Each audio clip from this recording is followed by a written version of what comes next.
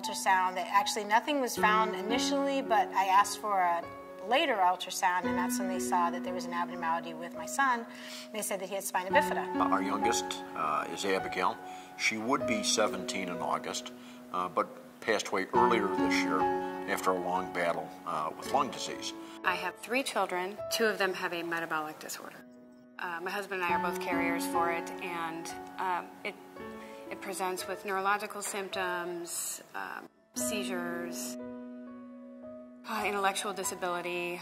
Well, I think the biggest thing was it was sort of the sort of thing that you knew was possible, but you didn't think would happen to you. You're overwhelmed, but then you're also really worried that what did I do, and did I have something to do with it? Is it my fault? I believe that Abigail, roughly speaking, spent 1 year out of her 16 and a half years in the hospital, overnight. Well, he's had 14 surgeries over the last 15 years. It's definitely an emotional day. Going to the hospital, we have to leave early. We're coming, depending on traffic, it can be a 2-hour drive. So we're getting up early, and the kids have to fast before their labs, so there's no eating, and nobody eats, we're all in this together. One thing folks need to understand, life is stressful. It doesn't matter who you are, you have stress in your life.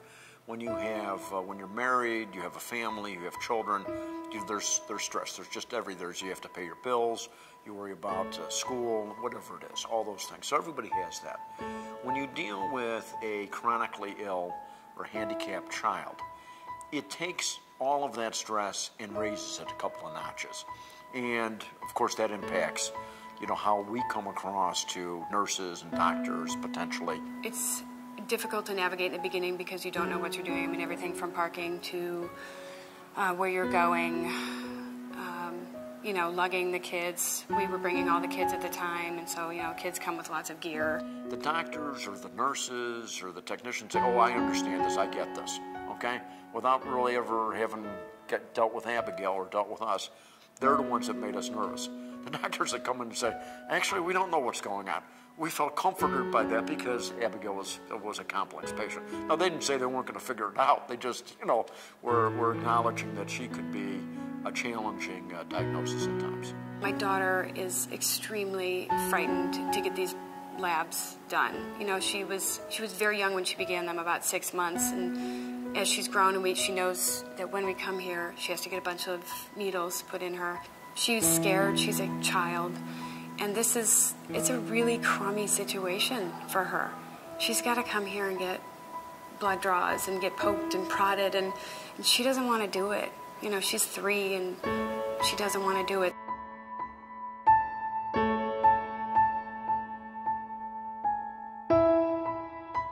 As you can imagine, only having had the baby a couple hours before, it was very difficult to give him away to people that you've never met. And he has a very difficult and fragile medical condition. And I just really appreciated that they were compassionate enough to give me time to, bundle him up, and they told me exactly where they were going.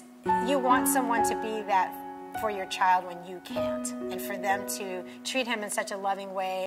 Folks that sometimes don't get much credit or kind of fly under the radar can have such a huge impact on the quality of your stay. The food service is a great example. There, you talk to them in the morning. How's Miss Abigail?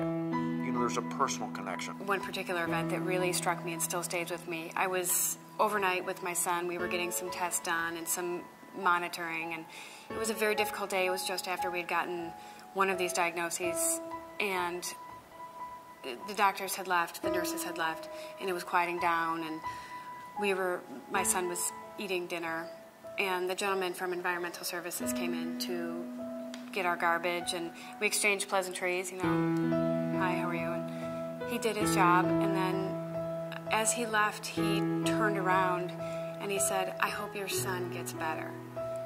And I was so struck by that.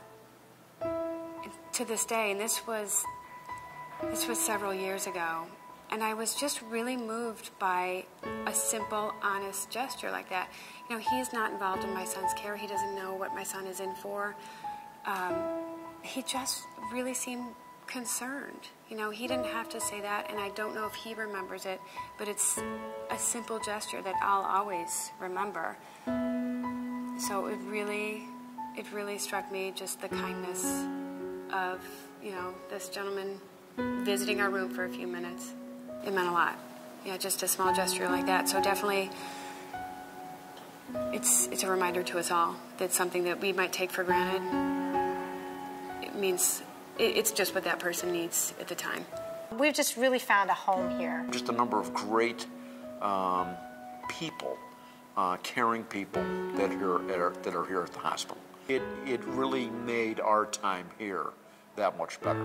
There's a level of excellence that is so commonplace among the personnel at all levels that, again, that is not a coincidence. That is a sign of a well-managed, well-run facility.